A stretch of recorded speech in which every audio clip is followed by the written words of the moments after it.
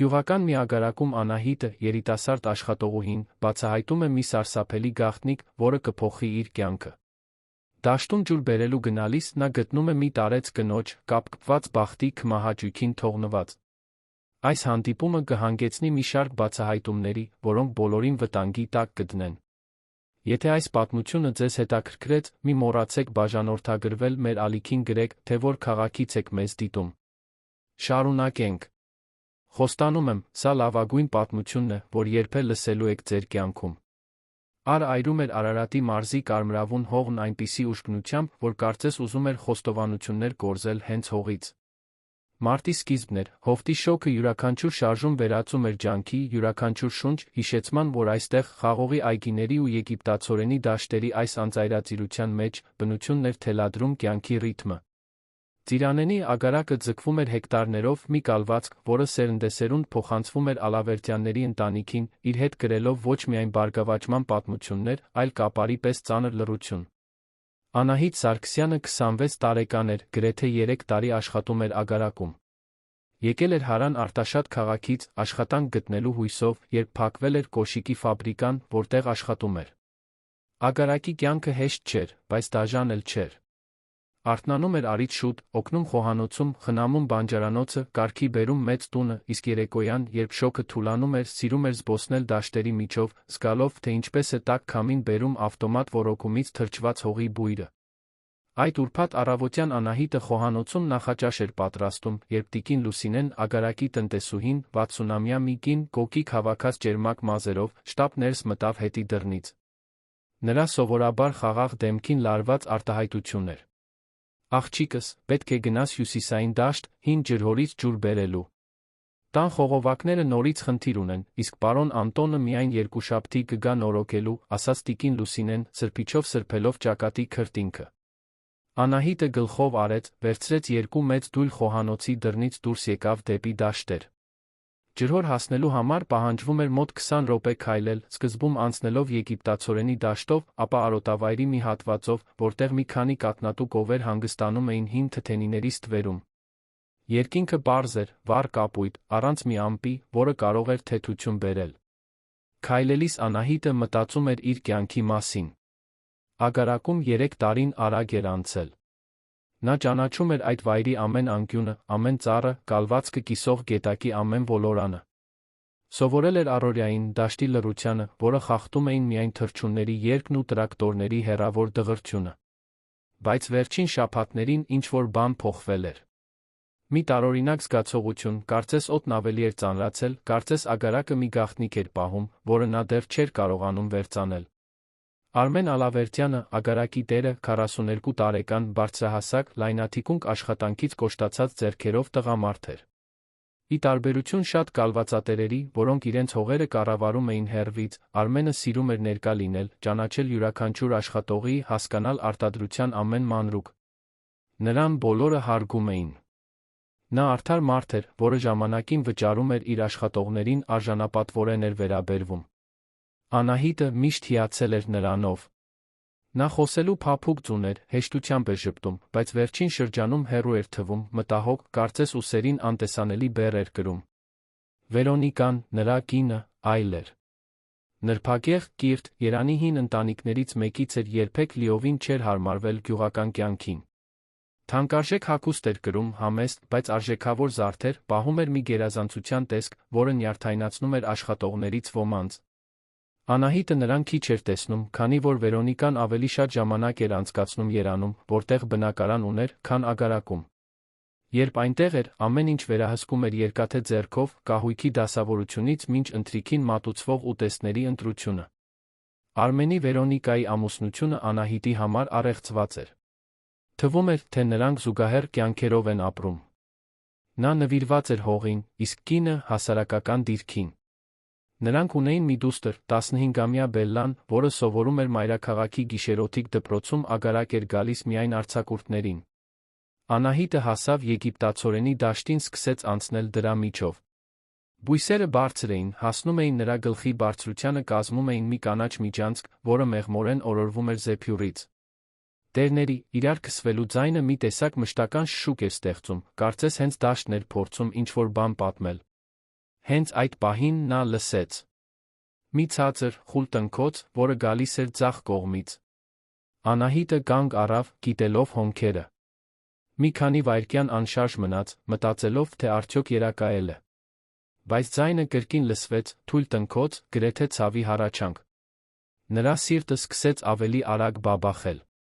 Դույլերը գետնին դրեց, սկսեց շարժվել դեպի ձայնի ուղղությունը, ձեռքերով բացելով եգիպտացորենի բույսերը։ Տնքոցը կրկնվեց, այժմ ավելի հստակ, անկասկած մարդկային։ Անահիտը զգաց, թե ինչպես սարսուռն անցավ իր ողնաշարով։ Ինչ կարող էր անել որը մեկն այնտեղ, դաշտի մեջտեղում, ուրբաթ առավոտյան։ Քայլեց մի քանի մետր, ճանապարհ բացելով բույսերի միջով, մինչ տեսարանը բացվեց նրա աչքերի առաջ, նրա աշխարհը կանգ առավ։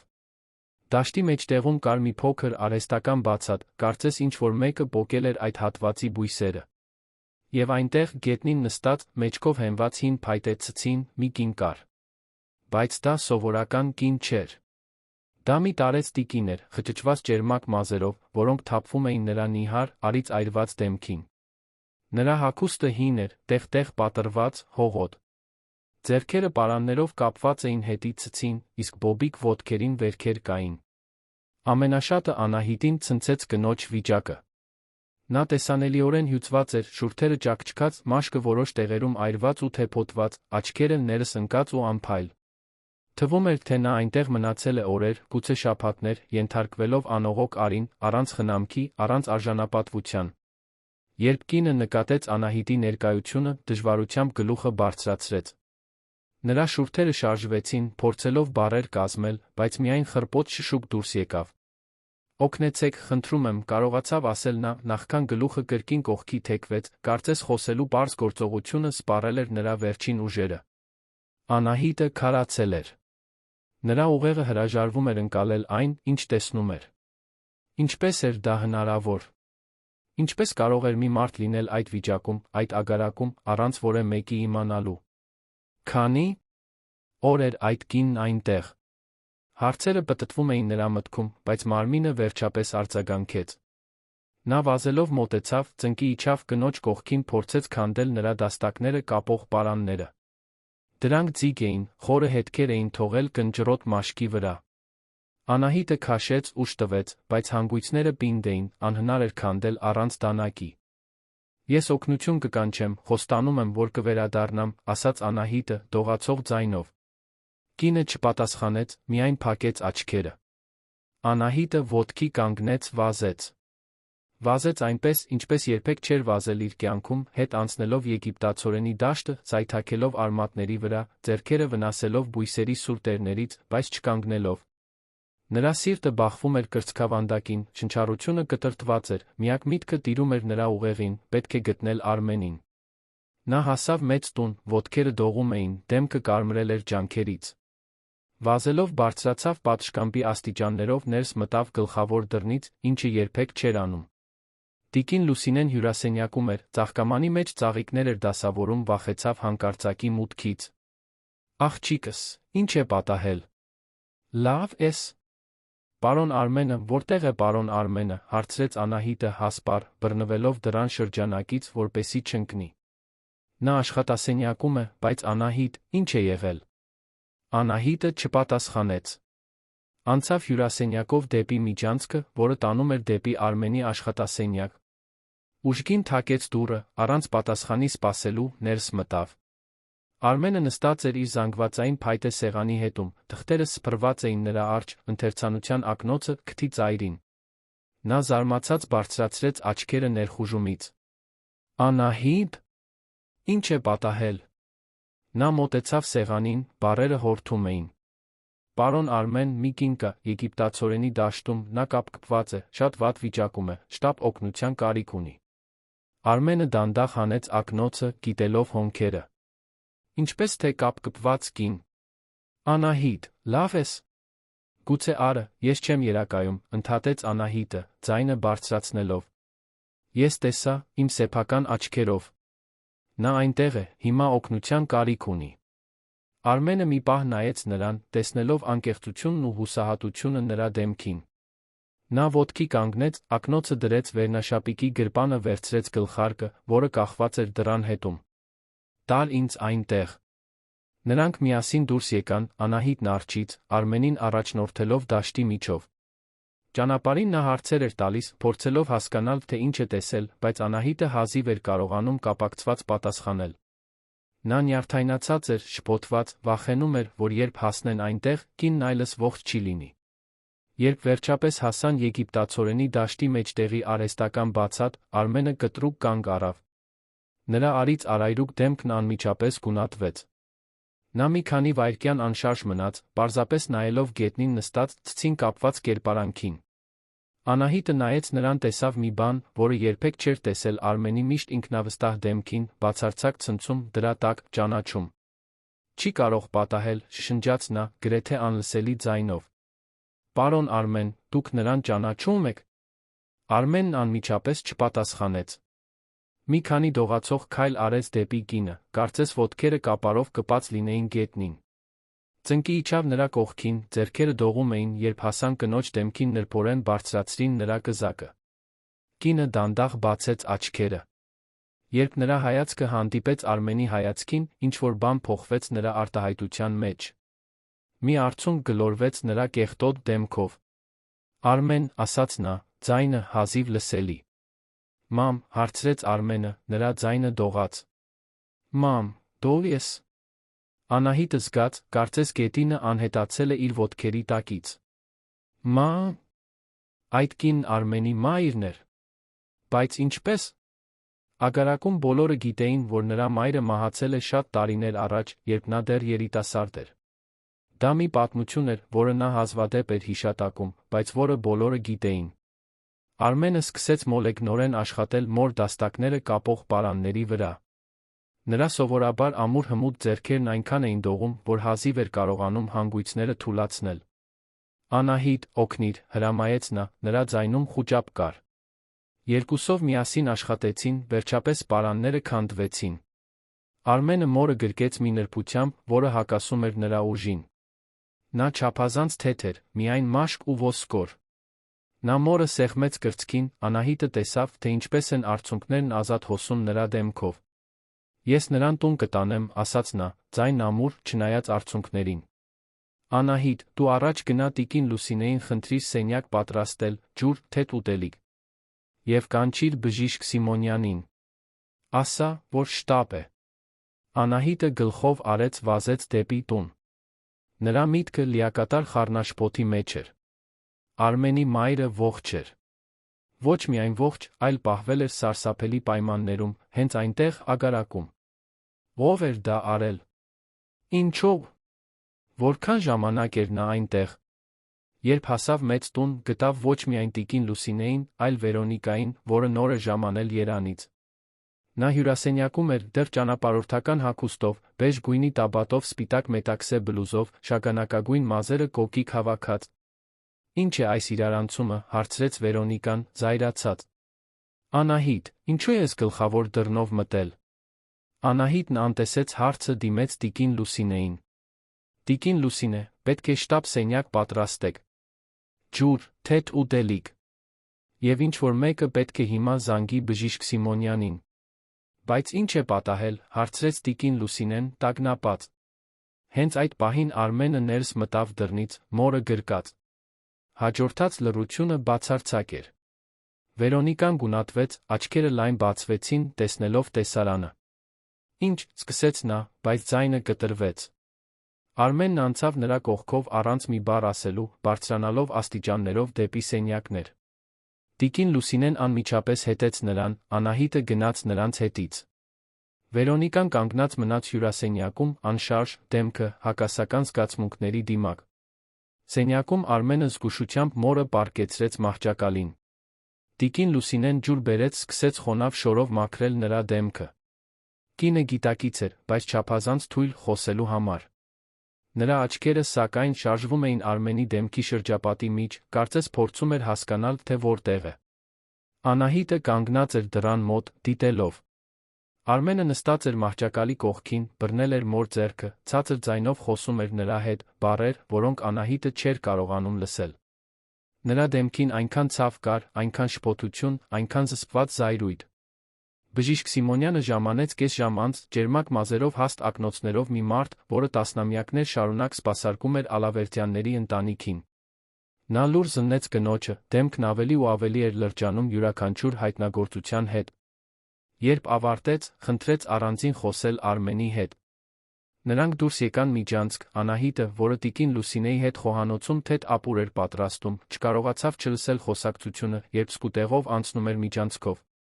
Արմեն, նա խիստ ջրազրկված թերսնված է, ասում էր բժիշկը, ձայնը խորը մտահոգ։ Ունի վերքեր, որոնք սկսել են թարախակալվել, երկրորդ աստիճանի արայրուքներ որոշ հատվածներում։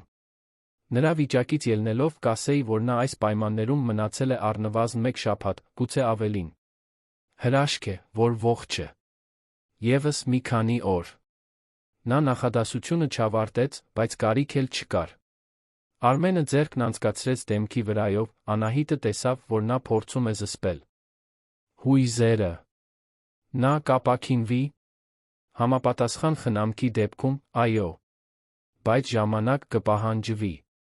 Եվ Արմեն, նա դադար տվեց, պետք է հարցնեմ, ինչպես է սա պատահել։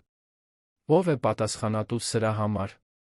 Այդ հարցին, բժիշկ, ես մտադիր եմ պատասխանել, ասաց Արմենը, նրա ձայնում պողպատ կար։ Երբ բժիշկը գնաց, Արմենը վերադարձավ սենյակ։ Մայրը վերջապես քնել էր, մի քանի կում ջուր խմելուց մի փոքր արգանակ ուտելուց հետո։ Տիկին Լուսինեն առաջարկել էր մնալ նրա հետ, բայց Արմենը պնդել էր, որ ինքը կմնա։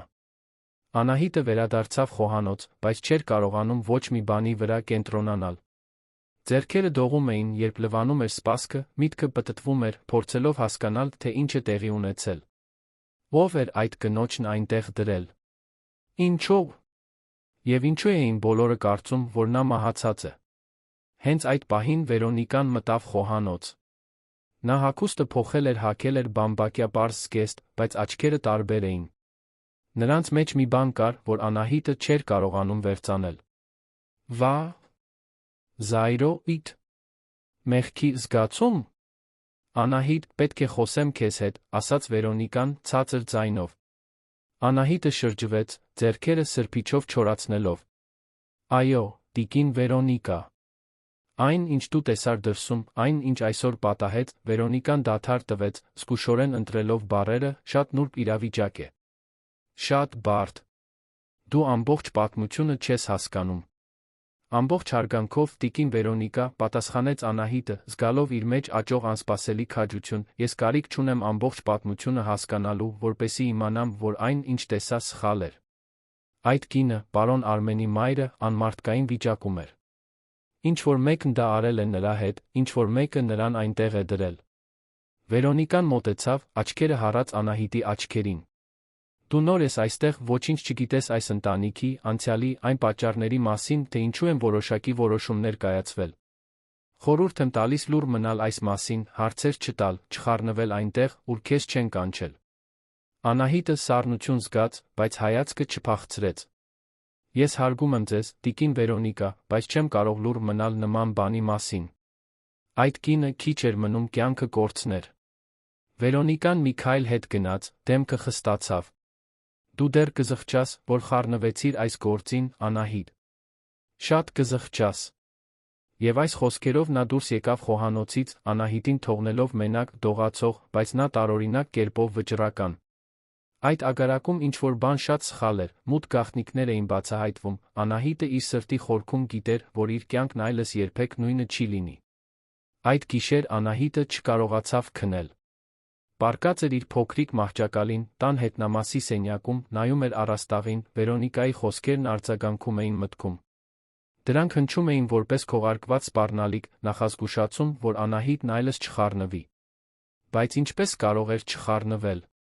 Հենց ինքն էր գտել Մարիամին, տեսել նրա տառապանքը, ականատես եղել նրա խղճուկ վիճակին։ Իսկ Արմենը։ Ինչ էր նա զգում այդ պահին։ Բացահայտել, որ մայրը, որին նա այդքան տարի մահացած էր համարում, ողջ է պահվել է սարսափելի պայմաններում հենց իր քթի տակ, իր սեփական կալվածքում։ Այն ցավը, շփոթությունը, զայրույթը, որ նա պետք է զգար, անպատկերացնելի էին։ Անահիտը գիշերվա ժամը 3-ի կողմերը վեր կացավ մահճակալից, անկարող լինելով շարունակել պառկած մնալ։ Խալաթ հագավ, դուրս եկավ իր սենյակից։ Մեծ տանը լռություն էր, միայն դրսի ծղրիդների հեռավոր ձայնն էր խախտում հանգստությունը։ Նա քայլեց միջանցքով, բոբիկ ոտքերը քիչ աղմուկ էին հանում փայտե հատակին։ Երբ անցավ այն սենյակի մոտով, որտեղ Մարիամն էր, դռան տակից լույս տեսավ։ Մի պահ տատանվեց, հետո մեղմ թակեց։ «Ներս եկեք», լսվեց Արմենի ձայնը ներսից։ Անահիտը դանդաղ բացեց դուռը։ Արմենը նստած էր աթոռին, մահճակալի կողքին, դեռ նույն օրվա հագուստով։ Թվում էր, թե բոլորովին չի քնել։ Աչքերը կարմրել էին, իսկ գիշերասեղանին կիսով չափ դատարկված կոնյակի շիշ կար, բաժակի հետ միասին։ «Կներեք անհանգստացնելու համար, պարոն Արմեն», ասաց Անահիտը մեղմորեն։ «Ես ուղղակի ուզում էի տեսնել, արդյոք ինչ-որ բանի կարիք ունեք»։ Արմենը նայեց նրան ժեստով հրավիրեց ներս։ «Քունս չի տանում», խոստովանեց նա, խռպոտ ձայնով։ «Ամեն անգամ, երբ աչքերս փակում եմ, տեսնում եմ նրան այդ վիճակում, կապկպված, տառապող։ Եվ մտածում եմ, որ դա տեղի էր ունենում, մինչ ես իմ կյանքով էի ապրում, աշխատում, ծիծաղում, հանգիստ քնում։ Նա այնտեղ էր, մի քանի մետր հեռավորության վրա, ես ոչինչ չգիտեի»։ Անահիտը մոտեցավ, չիմանալով, թե ինչ ասել։ Մարիամը խորը քնած էր մահճակալին, շնչառությունն այժմ ավելի հավասարաչափ էր, քանի որ խնամքի տակ էր։ «Ինչպես է դա հնարավոր», շարունակեց Արմենը, ավելի շատ ինքն իրեն, քան Անահիտին։ «Ինչպես կարող էր իմ սեփական մայրը գերի պահվել իմ ագարակում, առանց իմ իմանալու։ Ո՞վ է դա արել։ Ինչո՞վ»։ Անահիտը խորը շունչ քաշեց խոսելուց առաջ։ «Պարոն Արմեն, գիտեմ, որ իմ գործը չէ հարցնել, բայց դուք իսկապես հավատում եք, որ ձեր մայրը մահացել է։ Ինչ-որ մեկը ձեզ դա ասել է»։ Արմենը ձեռքն անցկացրեց մազերի միջով, խառնելով դրանք։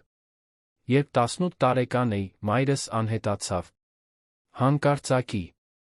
Մի օր նա այստեղ էր, հաջորդ օրը՝ այլս ոչ։ Հայրս ասաց, որ նա գնացել է, որ այլս չի ուզում ապրել ագարակում, որ մեզ լքել է։ Մի քանի ամիս անց նա ինձ տեղեկացրեց, որ մայրս վթարի է ենթարկվել Երանում, որտեղ իբր ապրում էր, չի դիմացել։ Երբեք թույլ չտվեց մարմինը տեսնել, ասաց, որ շատ է այլանդակվել, որ ավելի լավ է ես նրան հիշեմ այնպիսին, ինչպիսին կար։ Ես երիտասարդ էի, միամիտ, վստահեցի նրան։ Հավատացի ամեն ինչին։ Իսկ ձեր հայրը, մեղմորեն հարցրեց Անահիտը։ Մահացել է 7 տարի առաջ։ Սրտի կաթվածից։ Իր բոլոր գաղտնիքները տարավ գերեզման, կամ գոնե ես այդպես էի կարծում։ Բայց ինչ-որ մեկը պետք է իմանա, ինչ-որ մեկը, ով ներգրավված է եղել ձեր մորը այսքան տարի թաքցնելու մեջ։ Արմենը նայեց Անահիտին, նա զայրույթ տեսավ նրա աչքերում։ Կինս։ Նա գիտի։ Վստահ եմ դրանում։ Ինչպես կարող եք վստահ լինել։ Նրա արձագանքից, երբ տեսավ ինձ, մորս գրկած ներս մտնելիս։ Այն, ինչ տեսա նրա դեմքին, Անահիտ, զարմանք չէր։ Վախ էր։ Վախ, որ գաղտնիքը բացահայտվել է։ Անահիտը նստեց պատուհանի մոտի բազկաթոռի եզրին։ Ինչ եք պատրաստվում անել։ Արմենը ոտքի կանգնեց, մոտեցավ պատուհանին, նայեց դրսի խավարին։ Ես կբացահայտեմ ամբողջ ճշմարտությունը։ Ամեն մանրուք։ Ով է ներգրավված եղել, որքան ժամանակ է դատել, ինչու են դա արել։ Եվ երբ իմանամ, կհոգամ, որ բոլոր պատասխանատուները վճարեն իրենց արածի համար։ Նա շրջվեց դեպի Անահիտը, դեմքը վճռական էր։ Անահիտ, դու պետք է մի բան հասկանաս։ Դու հիմա վտանգի մեջ ես։ Գտնելով մորս, ինձ պատմելով այն, ինչ տեսար, դու դարձար վկա։ Մարդիկ, ովքեր դա արել են նրա հետ, չեն ուզենա, որ դու խոսես։ Վերոնիկան արդեն սպառնացել է քեզ, այնպես չէ։ Անահիտը դանդաղ գլխով արեց։ Նա ասաց, որ ես կզղջամ խառնվելու համար։ Եվ նա ճիշտ էր, բայց ոչ այնպես, ինչպես դու ես պատկերացնում։ Դու կխառնվես, որովհետև դա է ճիշտը, բայց դա հետանքներ կունենա։ Եթե ուզում ես, կարող եմ կազմակերպել, որ դու հեռանաս ագարակից, գնաս անվտանգ տեղ, մինչ այս ամենը լուծվի։ Անահիտը մի պահ մտածեց։ Կարող էր ընդունել առաջարկը, հեռանալ, վերադառնալ Արտաշատ, մոռանալ այն ամենը, ինչ տեսել էր։ Դա կլիներ անվտանգ ընտրությունը, խելամիտ ընտրությունը։ Բայց երբ նայեց մահճակալին քնած Մարիամին, այնքան փխրուն, այնքան խոցելի, հասկացավ, որ չի կարող դա անել։ Ես մնում եմ, ասաց նա, ամուր ձայնով։ Ես եմ նրան գտել։ Հիմա նրան մենակ չեմ թողնի։ Արմենը երկար նայեց նրան, հետո գլխով արեց։ Դու խիզախ ես, Անահիտ։ Ավելի խիզախ, քան շատ տղամարդիկ, որոնց ճանաչել եմ։ Բայց զգույշ եղիր։ Վերոնիկան վտանգավոր է, երբ իրեն անկյուն քշված է զգում։ Իսկ հիմա նա շատ անկյուն քշված է։ Հաջորդ օրերը ծիրանենի ագարակում լարված էին։ Մարիամը դանդաղ ապաքինվում էր, բայց ուժերը քիչ-քիչ վերադառնում էին։ Բժիշկ Սիմոնյանն ամեն օր գալիս էր նրան զննելու վերքերի վիրակապերը փոխելու։ Արմենը սկսեց քնել նրա կողքի սենյակում, հրաժարվելով նրան մի ակնթարթ անգամ մենակ թողնել։ Վերոնիկան, իր հերթին, հեռավորություն էր պահում։ Նա ժամանակի մեծ մասն անցկացնում էր իր սենյակում, դուրս գալով միայն ճաշելու, որոնք անցնում էին բացարձակ լռության մեջ։ Տան մթնոլորտը ծանր էր, կարծես փոթորիկ էր հասունանում, բոլորը գիտեին, որ դրա պայթելը միայն ժամանակի հարց է։ Անահիտը շարունակում էր իր գործերը, բայց այժմ ավելի շատ ժամանակ էր անցկացնում Մարիամին խնամելով։ Սկզբում նրանք շատ չէին խոսում։ Մարիամը դեռ շատ թույլ էր, նրա ձայնալարերը վնասվել էին երկար ժամանակ դրսում մնալուց ջրազրկումից։ Բայց նրա աչքերը շատ բան էին ասում։ Նրանցում երախտագիտություն կար, երբ նայում էր Անահիտին, բայց նա խորը տխրություն, կարծես տարիների տառապանքի բեռ էր կրում։ 5-րդ գիշերը, փրկությունից հետո, Մարիամը վերջապես կարողացավ ավելի շատ խոսել։ Անահիտը նստած էր նրա կողքին, օգնում էր նրան հավի արգանակ ուտել, երբ կինը բռնեց նրա դաստակն այնպիսի զարմանալի ուժով, որը անսպասելի էր այդքան հյուծված մարդու համար։ Շնորհակալ եմ, ասաց նա, ձայնը դեռ խռպոտ, բայց ավելի պարզ։ Շնորհակալ եմ, որ գտար ինձ։ Որ թույլ չտվեցիր այնտեղ մահանամ։ Անահիտը զգաց, թե ինչպես են արցունքներն այրում իր աչքերը։ Ես այլ կերպ չէի կարող վարվել, տիկին Մարիամ։ Ոչ ոք արժանի չէ անցնելու նրա միջով, ինչի միջով դուք եք անցել։ Մարիամը նայեց փակ դռանը, համոզվելով, որ մենակ են, նախքան շարունակելը։ Ես պետք է ճշմարտությունը պատմեմ։ Քանի դեռ ուշ չէ։ Քանի դեռ նրանք չեն փորձել ինձ նորից լռեցնել։ Նրանք, հարցրեց Անահիտը։ Ո՞վ է դա արել ձեզ հետ։ Մարիամը խորը շունչ քաշեց, Անահիտը վախ տեսավ նրա աչքերում։ Իմ սեփական ամուսինը։ Եվ երբ նա մահացավ, նրա կինը Վերոնիկան։ Նա շարունակեց այն, ինչ նա էր սկսել։ Եվ այսպես, ցածր ու կտրտված ձայնով, Մարիամը սկսեց պատմել իր պատմությունը։ Սիրո պատմություն, որը վերածվել էր բանտարկության, մի կնոջ պատմություն, որը չափազանց շատ բան գիտեր, դարձել էր անհարմարություն, տարիներ շարունակ թաքնված ապրելու պատմություն հենց այն ագարակում, որը մի ժամանակ օգնել էր կառուցել։ Անահիտը լսում էր սարսափահար, մինչ գլուխկոտրուկի կտորները սկսում էին իրար միանալ, բացահայտելով մի պատկեր, որը շատ ավելի մութ էր, քան նա կարող էր պատկերացնել։ Առավոտը իր հետ բերեց խոնավ շոկ, որը անձր էր գուշակում։ Անահիտն արթնացավ վաղ, ինչպես միշտ, բայց այս անգամ սրտում այլ ծանրություն կար։ Այն խոսքերը, որոնք Մարիամը կիսել էր նախորդ գիշեր, դեռ արձագանքում էին նրա մտքում, կազմելով թաղված ճշմարտությունների լռեցված տառապանքների մի անհանգստացնող խճանկար։ Խոհանոցում սուրճ պատրաստելիս նրա ձեռքերն ավտոմատ կերպով էին աշխատում, բայց գլուխը հեռու էր այնտեղից։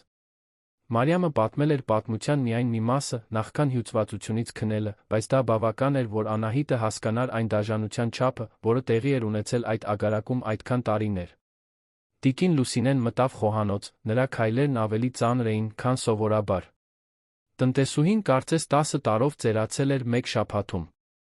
Նրա միշտ խաղաղ զուսպ դեմքն այժմ խորը անհանգստության նշաններ էր ցույց տալիս։ Բարի լույս, աղջիկս, ասաց նա, բայց ձայնը սովորականի պես եռանդուն չէր։ Բարի լույս, տիկին Լուսինե։ Լավ եք քնել։ Տարեց կինը հառաչեց նստեց խոհանոցի սեղանի աթոռներից մեկին, ինչը հազվադեպ էր անում աշխատանքային ժամերին։ Ինչպես կարող եմ լավ քնել, իմանալով, թե ինչ է կատարվում այս տանը, Անահիտ։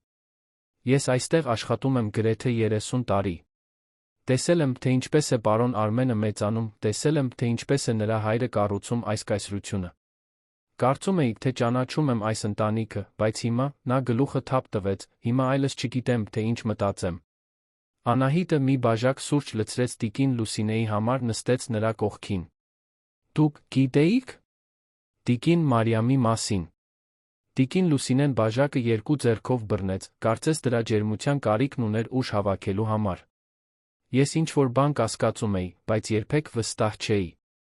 Շատ տարիներ առաջ, երբ տիկին Մարիամն անհետացավ, պարոն Արմենի հայրը, պարոն Անտոնը, մեզ ասաց, որ նա գնացել է, որ այլևս չի դիմանում գյուղական կյանքին։ Բայց պատմության մեջ ինչ-որ բան սխալ էր։ Մարիամը սիրում էր այս ագարակը, սիրում էր իր որդուն։ Ինձ համար երբեք իմաստ չի ունեցել, որ նա պարզապես կգնար առանց մի խոսքի, առանց հրաժեշտի։ Եվ դուք երբեք չեք հարցաքննել։ Տիկին Լուսինեն մի կում սուրճ խմեց պատասխանելուց առաջ։ Ես ավելի երիտասարդ էի, ավելի միամիտ։ Եվ պարոն Անտոնը տպավորիչ, իշխող մարդ էր։ Ոչ ոք նրան չէր հարցաքննում։ Հետո, երբ նա հայտարարեց, որ կինը մահացել է երանում, օրերով լաց էի լինում։ Բայց ընդունեցի, ինչպես բոլորն ընդունեցին։ Էլ ինչ կարող էինք անել։ Անահիտը իր ձեռքը դրեց տիկին Լուսինեի ձեռքի վրա։ Իսկ տիկին Վերոնիկան? Երբ իմացավ։ Ախ, Վերոնիկան, տիկին Լուսինեն անունն արտասանեց դառը տոնով։ Նա այստեղ եկավ Մարիամի անհետացումից 5 տարի անց։ Ամուսնացավ Արմենի հետ, երբ նա 23 տարեկան էր։ Պայմանավորված ամուսնություն էր, բոլորս գիտեինք։ Ընտանիքները ընդհանուր շահեր ունեին, հարակից հողեր, բիզնես։ Արմենը երիտասարդ էր, միայնակ, դեռ զգում էր մոր համար։ Նրա համար հեշտ էր մտնել նրա կյանք։ Բայց նա պետք է ինչ-որ պահի ճշմարտությունն իմացած լինի։ Անշուշտ իմացել է։ Եվ Արմենին պատմելու փոխարեն նա ընտրեց հանցակից լինել։ Գուցե նույնիսկ օգուտ է քաղել գաղտնիքից։ Մարիամի բացակայությամբ Վերոնիկան լիակատար վերահսկողություն ուներ ագարակի, որոշումների, ամեն ինչի վրա։ Այդ պահին միջանցքում ամուր քայլեր արձագանքեցին։ Արմենը մտավ խոհանոց, նրա տեսքը վկայում էր անքուն գիշերվա մասին։ Դեմքին մորուք էր աճել, աչքերը կարմիր էին ու ուռած։ Բայց նրա մեջ նա ինչ-որ նոր բան կար, մի վճռականություն, որը նախկինում չկար։ Բարի լույս, ասաց նա, խորը ձայնով։ Տիկին Լուսինե, Անահիտ, պետք է ձեզ երկուսիդ հետ խոսեմ։ Նրանք անմիջապես ոտքի կանգնեցին։ Արմենը մի բաժակ սուրճ լցրեց, շրջվեց դեպի նրանց։ Մայրս սկսեց ինձ պատմել, թե ինչ է տեղի ունեցել։ Դեռ ամեն ինչ չեմ կարողացել լսել, նա դեռ շատ թույլ է, բայց բավական է հասկանալու համար, որ այս իրավիճակը շատ ավելի լուրջ է, քան ես պատկերացնում էի։ Եվ ներգրավված են ավելի շատ մարդիկ, քան ես կարծում էի։ Նա դադար տվեց, մի կում սուրճ։ Անահիտը ամուր բռնեց նրան։ Ես գիտեի, թե նա ինչ նկատի ուներ մշտական լուծումը ասելով։ Նա պատրաստվում էր ինձ թողնել այնտեղ մահանամ, արի տակ, առանց պատշաճ սննդի, առանց բավարար ջրի։ Եվ դա կհաջողվեր, եթե դու ինձ չգտնեիր։ Անահիտը զգաց, թե ինչպես է զայրույթն աճում իր մեջ։ Ինչպես կարող էր որևէ մեկն այդքան դաժան լինել։ Ինչպես կարող էր Վերոնիկան ամեն օր հայելու մեջ իրեն նայել, իմանալով այն տառապանքի մասին, որը պատճառում էր։ Դուք հիմա անվտանգ եք, վստահորեն ասաց Անահիտը։ Ես թույլ չեմ տա, որ ձեզ որևէ բան պատահի։ Մարիամը թույլ ժպտաց։ Դու լավ աղջիկ ես, Անահիտ։ Ինձ ես հիշեցնում, երբ երիտասարդ էի։ Խիզախ, իդեալիստ, հավատում էիր, որ ճիշտը միշտ կհաղթի։ Բայց ես ամենադժվար ճանապարհով սովորեցի, որ աշխարհն այդպիսին չէ։ Հզոր մարդիկ կարող են սարսափելի բաներ անել անպատիժ մնալ։ Ոչ այս անգամ, խոստացավ Անահիտը։ Այս անգամ ճշմարտությունը ջրի երես դուրս կգա։ Հաջորդ օրերը զգացմունքների իսկական փոթորիկ էին։ Արմենը սկսեց մոլեգին կրքով ուսումնասիրել հոր թղթերը, գտնելով ավելի ու ավելի շատ ապացույցներ այն անօրինական գործարքների մասին, որոնք կառուցել էին Ալավերդյանների ընտանիքի հարստությունը։ Յուրաքանչյուր բացահայտում նրան ավելի էր կործանում, բայց նա ավելի վճռական էր դարձնում անցյալի սխալներն ուղղելու հարցում։ Վերոնիկան հրաժարվեց հեռանալ ագարակից, փակվելով իր սենյակում դուրս գալով միայն ճաշելու, որոնք անտանելի լարվածության պահեր էին։ Նա Արմենը մի բառ անգամ չէին փոխանակում, նրանց շուրջ օդը կարծես էլեկտրականացված էր փոխադարձ ատելությունից։ Մարիամը դանդաղ ապաքինվում էր, բայց նրա մտավոր ուժերն ավելի արագ էին վերականգնվում, քան ֆիզիկականը։ Նա սկսեց Արմենին պատմել այն ամենը, ինչ գիտեր հոր գործարքների մասին, տալով մանրամասներ, որոնք նրան անհրաժեշտ կլինեին կոռուպցիայի ծավալը հասկանալու համար։ Նրա համար ցավոտ էր վերապրել այդ հիշողությունները, բայց գիտեր, որ դա անհրաժեշտ է։ Անահիտը շարունակում էր կամուրջ լինել բոլորի միջ։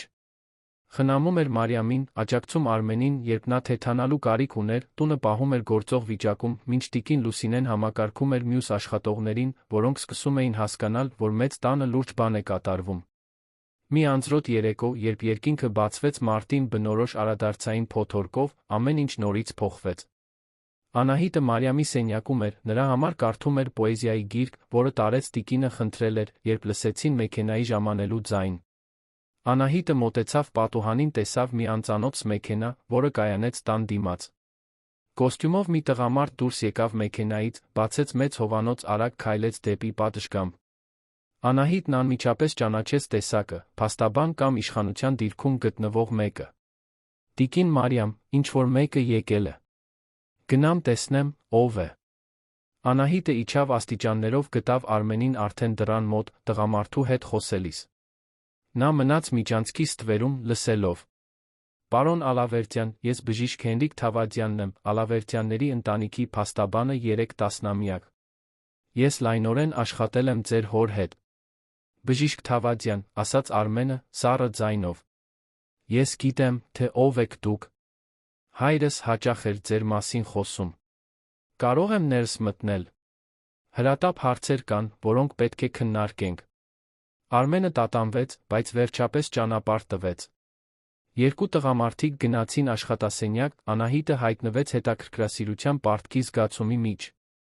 Վերջապես, հետաքրքրասիրությունը հաղթեց։ Նա մոտեցավ աշխատասենյակի դռանը, որը կիսաբաց էր մնացել։ «Ես այստեղ եմ, որովհետև ձեր կինը ինձ տեղեկացրել է վերջերս զարգացած իրավիճակի մասին», ասում էր փաստաբանը։ «Կինս այլս իրավասություն չունի իմ անունից խոսելու», կտրուկ պատասխանեց Արմենը։ «Ամեն դեպքում, պետք է ձեզ զգուշացնեմ ձեր գործողությունների հետանքների մասին։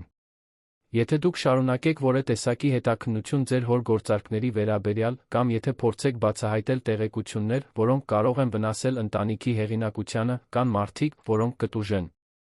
Հզոր մարդիկ։ Դա սպառնալիք է, բժիշկ Թավադյան։ Դա նախազգուշացում է։ Ձեր հայրն արել է այն, ինչ արել է, ոչ միայն իր ընտանիքը պաշտպանելու համար, այլ շատ այլ մարդկանց, որոնք օգուտ են քաղել նրա պայմանավորվածություններից։ Եթե դուք խառնվեք այդ իշամեղվի բնին, ոչ միայն ձեր ընտանիքը կտուժի։ Ուրեմն թող տուժեն, ասաց Արմենը, ձայնը պողպատի պես ամուր։ Մայրս ավելի քան 2 տասնամյակ գերի է պահվել։ Նա տառապել է այնպես, ինչպես ես հազիվ կարող եմ պատկերացնել։ Եվ այս ամենն ինչի համար։ Կեղտոտ գործարքները պաշտպանելու։ Ստի վրա հիմնված հեղինակությունը պահպանելու։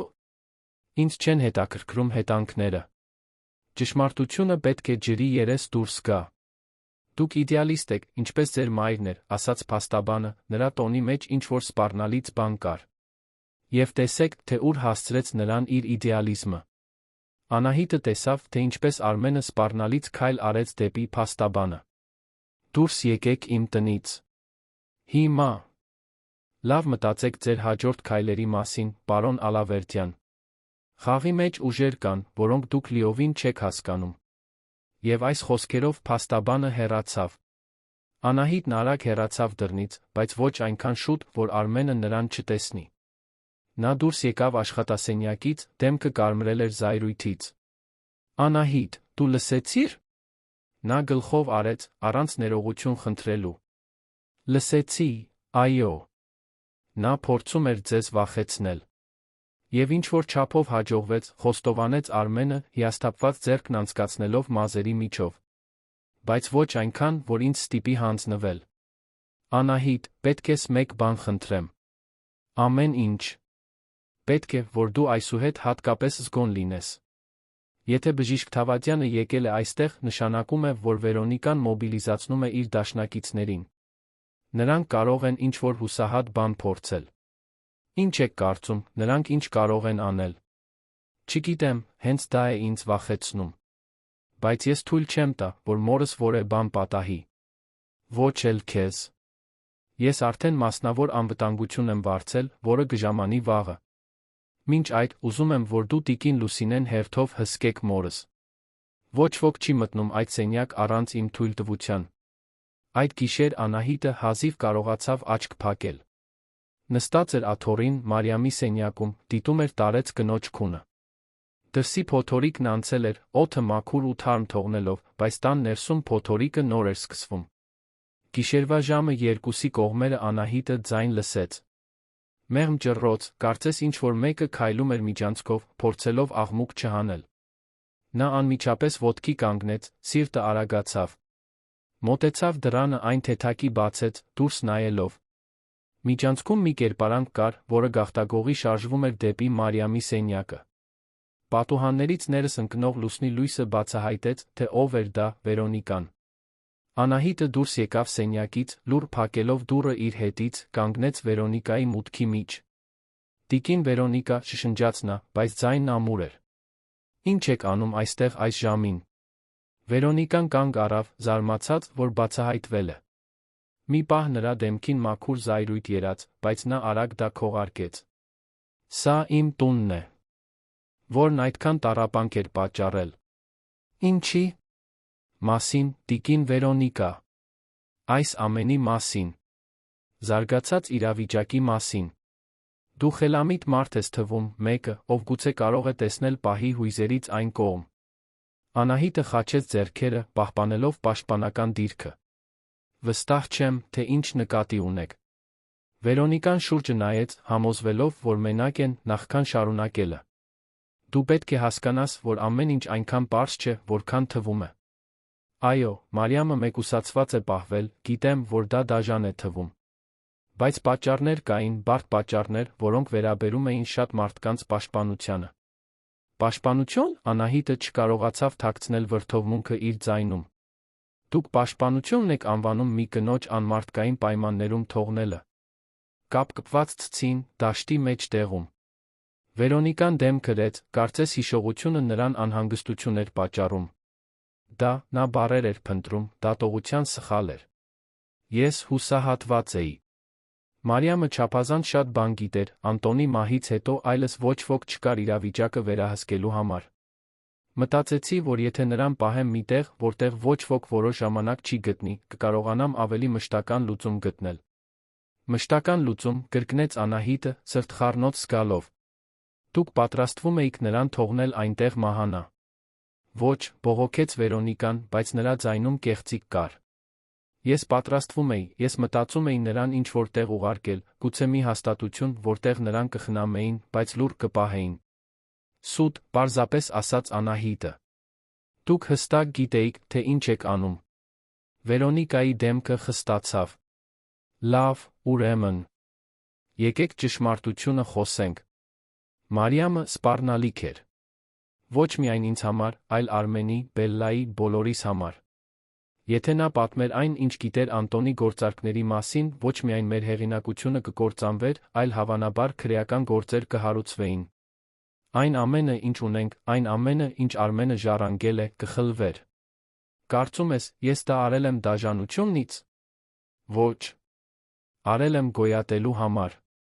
Գոյատումը չի արդարացնում խոշտանգումը, վստահորեն պատասխանեց Անահիտը։ Վերոնիկան մի քայլ մոտեցավ, ձայնը իջավ մինչ հրատապ շշուկի։ Անահիտ, դու խելացի երիտասարդ ես թվում։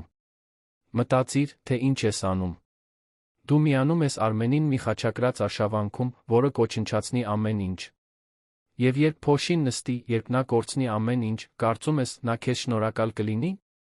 Կարծում ես, Մարիամը երջանիկ կլինի, տեսնելով իր որդուն կործանված։ Գոնե նա կունենա իր արժանապատվությունը, պատասխանեց Անահիտը։ Եվ գոնե տիկին Մարիամը կունենա իր ազատությունն ու արժանապատվությունը։ Արժանապատվությունը հաշիվներ չի վճարում։ Արժանապատվությունը սեղանին ուտելիք չի դնում։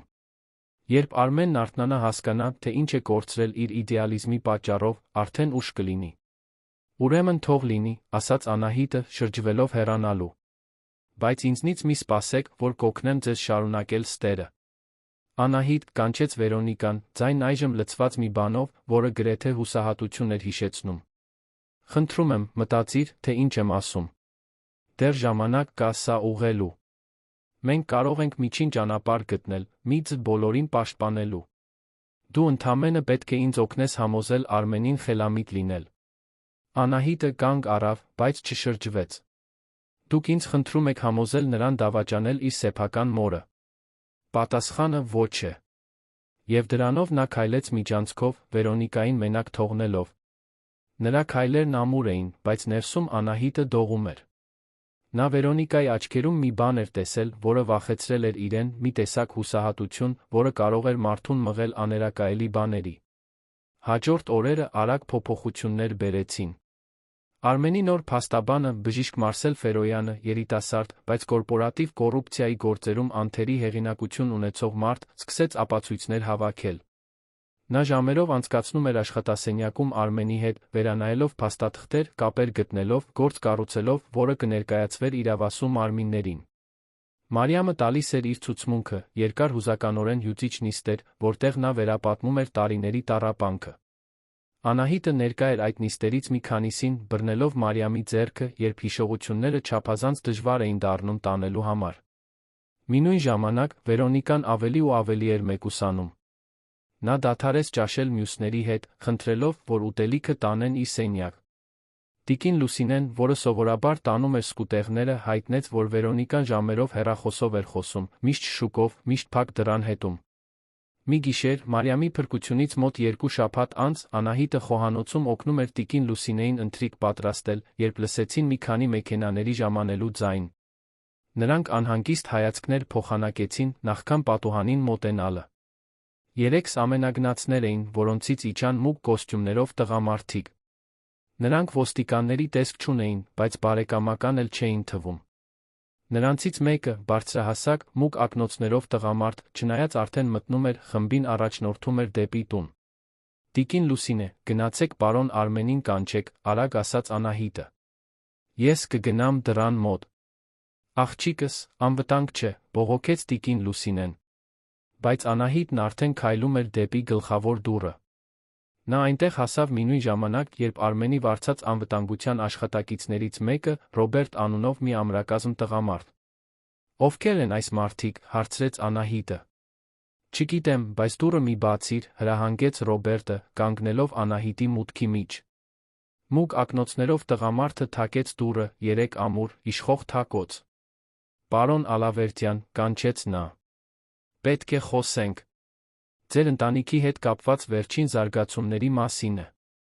Արմենը հայտնվեց միջանցքում, գալով իր աշխատասենյակից։ Դեմքը լուրջ էր, բայց զուսպ։ Ո՞վ եք դուք, հարցրեց նա փակ դռան միջով։ Իմ անունը Ռուբեն Սամվելյան է։ Ես ներկայացնում եմ գործարարների հասարակական գործիչների մի խումբ, որոնք շահագրգռված են Ալավերդյանների ընտանիքի հեղինակությամբ։ Կարող ենք քաղաքակիրթ զրուցել, կամ սա կարող է շատ ավելի տհաճ դառնալ բոլորի համար։ Արմենը նայեց Ռոբերտին, որը բացասական գլխով արեց, խորհուրդ տալով դուռը չբացել։ Բայց Արմենը, միշտ իր խնդիրներին դեմ առ դեմ դուրս եկող մարդը, բացեց կողպեքը դուռը։ Ռուբեն Սամվելյանը ներս մտավ, հետում իր 2 մարդիկ։ Մյուսները մնացին դրսում։ Նա հանեց մուգ ակնոցները, բացահայտելով սառը, հաշվարկող աչքեր։ Պարոն Ալավերդյան, շնորհակալ եմ ինձ ընդունելու համար։ Ենթադրում եմ, գիտեք, թե ինչու եմ այստեղ։ Ենթադրում եմ, որ ինձ վախեցնելու, փորձելու համոզել ինձ չշարունակել դատական գործերը, որոնք պատրաստում եմ։ Վախեցնելը շատ ուժեղ բառ է, ասաց Սամվելյանը, առանց հումորի ժպտալով։ Նախընտրում եմ սա համարել բարեկամական խորհուրդ։ Ձեր հայրը տարիների ընթացքում շատ գործարքներ է արել, գործարքներ, որոնք օգուտ են բերել շատ մարդկանց։ Այդ մարդիկ ուրախ չեն լինի, եթե այդ գործարքները բացահայտվեն։ Հայրս նա շատ հանցագործություններ է կատարել։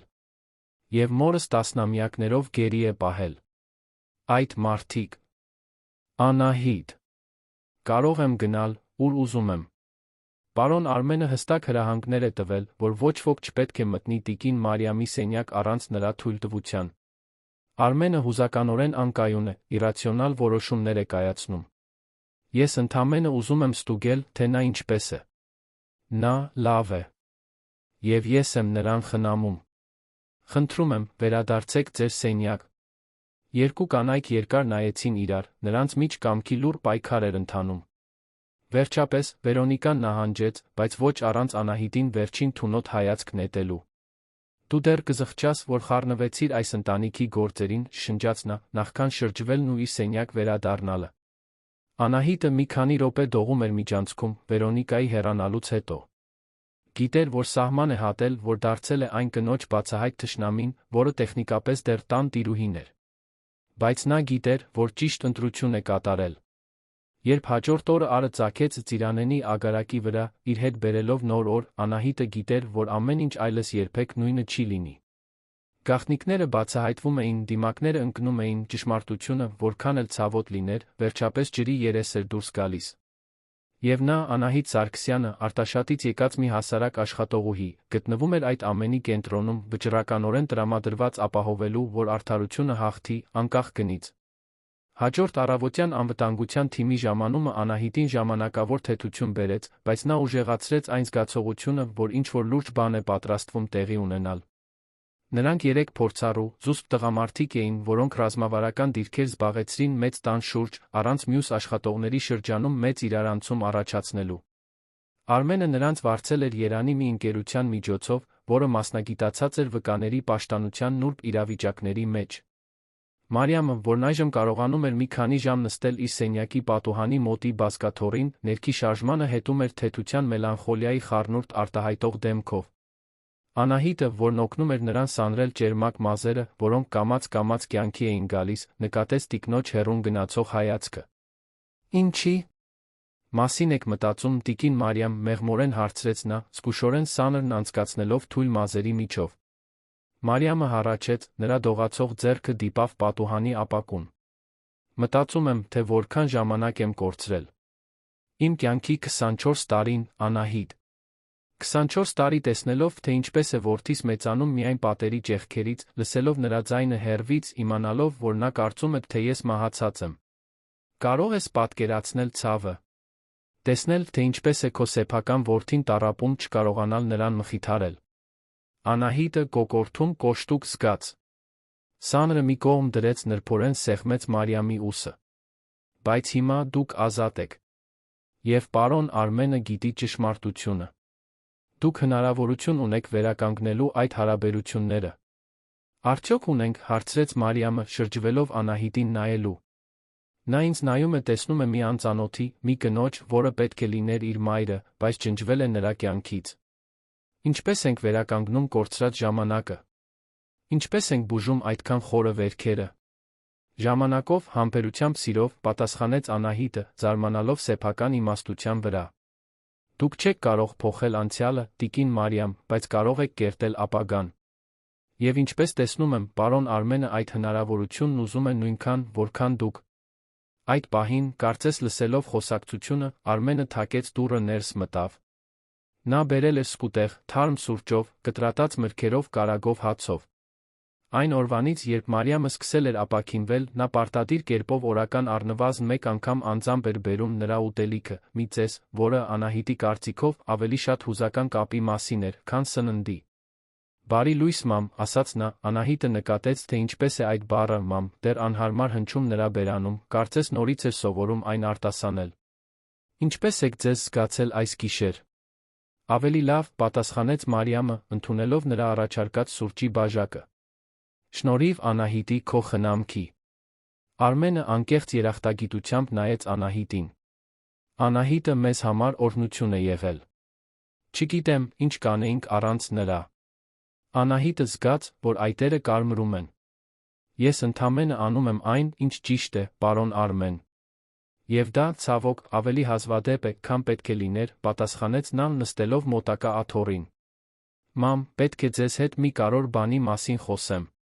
Մարիամը բաժակը մի կողմ դրեց, դեմքը լրջացավ։ «Վերոնիկայի մասին։ Ոչ միայն նրա։ Ամեն ինչի մասին։ Ես այլ փաստաբան եմ վարձել, մեկին, ով կապ չուներ հայրիկիս հետ։ Նա դատական հայց է պատրաստում Վերոնիկայի դեմ, ձեզ գերի պահելու մեջ իր դերի համար։ Բայց նա հետաքննում է հայրիկիս գործարքները, բոլոր անօրինական պայմանավորվածությունները, ապօրինի ձեռք բերված կալվածքները»։ Մարիամը մի պահ փակեց աչքերը, կարծես ուժ էր հավաքում։ «Արմեն, դու հասկանում ես, թե դա ինչ է նշանակում։ Մարդիկ, որոնք օգուտ են քաղել այդ գործարքներից, ձեռքերը ծալած չեն նստի։ Նրանք կպայքարեն։ Հայրդ հզոր դաշնակիցներ ուներ, քաղաքական գործիչներ, գործարարներ։ Երբ այս տեղեկությունները ջրի երես դուրս գան, դու պատերազմ կհայտարարես նրանց բոլորին։ Գիտեմ, հանգիստ պատասխանեց նա։ Եվ ես պատրաստ եմ դրան։ Ես չեմ կարող ապրել, իմանալով, որ այն ամենը, ինչ ունեմ, կառուցվել է տառապանքի կոռուպցիայի վրա։ Ես պետք է ուղղեմ դա, նույնիսկ եթե դա ինձ ամեն ինչ արժենա։ Որդիս, ասաց Մարիամը, ձայնը դողում էր հուզմունքից, դու ավելի ազնիվ ես, քան հայրդ երբե եղել է։ Բայց ես վախենում եմ քեզ համար։ Այդ մարդիկ վտանգավոր են։ Նրանք չեն տատանվի քեզ վնասել, եթե զգան, որ դու սպառնալիք ես։ Դրա համար է անվտանգությունը, դրա համար են բոլոր նախազգուշական միջոցները։ Բայց ես չեմ նահանջի, մամ։ Դու չափազանց շատ ես տառապել լռության պատճառով։ Ես չեմ շարունակի այդ շղթան։ Արցունքներն այժմ ազատ հոսում էին Մարիամի դեմքով, բայց դրանք հպարտության արցունքներ էին, խառնված անհանգստության հետ։ Անահիտը, որը դիտում էր տեսարանը, զգաց, որ իր սիրտը սեղմվում է։ Այդ մոր-որդու վերամիավորման պահի մեջ մի խորը գեղեցկություն կար, բայց նա մի խորը տխրություն, կորցրած ժամանակի գիտակցումից։ Արմենը ոտքի կանգնեց, զգուշորեն գրկեց մորը, կարծես նա բյուրեղից լիներ։ Անահիտը զուսպ դուրս եկավ սենյակից, նրանց մենակ թողնելով։ Միջանցքում խորը շունչ քաշեց, փորձելով կարգավորել իր մեջ պտտվող բոլոր հույզերը։ Հենց այդ պահին տեսավ Վերոնիկային, որը բարձրանում էր աստիճաններով։ Կինը կանգ առավ, տեսնելով Անահիտին, մի պահ նրանք նայեցին իրար։ Վերոնիկան փոխվել էր։ Նրա սովորական գերազանցության տեսքը տեղի էր տվել ավելի մռայլ, ավելի հուսահատ մի բանի։ Նրա սովորաբար անթերի հագուստը ճմրթված էր, իսկ աչքերի տակ մուգ շրջանակներ կային։ Անահիտ, ասաց Վերոնիկան, ձայնը զարմանալիորեն հանգիստ, կարող ենք խոսել։ Անահիտը տատանվեց։ Հիշում էր քողարկված սպառնալիքը, Վերոնիկայի փորձը, գիշերը մտնել Մարիամի սենյակ։ Բայց նա տեսնում էր հնարավորություն ավելի լավ հասկանալու այն կնոջը։ Խմեց։ Ինձ ձեր օգնությունը պետք կգա։ Պետք է իմանամ, կարող եմ ձեզ լիովին վստահել։ Տիկին Լուսինեն առաջինը պատասխանեց։ Պարոն Արմեն, ես այս տանն աշխատում եմ դեռ ձեր ծնվելուց առաջ։